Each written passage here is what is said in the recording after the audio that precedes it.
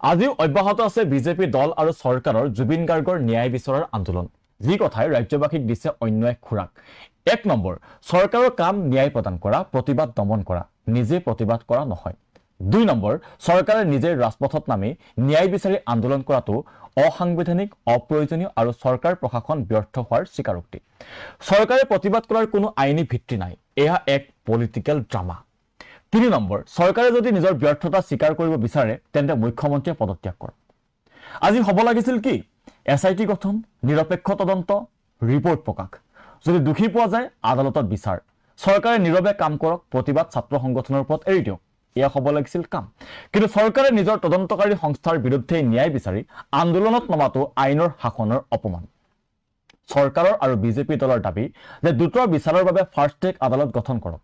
কিন্তু এই কথা চৰকাৰে যে দাবী কৰিছে, ইয়াত চৰকাৰৰ ভূমিকা কি? চৰকাৰৰ ভূমিকাটো হৈছে ৰাজ্য চৰকাৰে পৰামৰ্শ দিব লাগে আৰু ৰাজ্য চৰকাৰৰ পৰামৰ্শৰ ভিত্তিত উচ্চ ন্যায়ালয়ে ফাৰ্ষ্ট ট্ৰেক আদালত গঠন কৰে।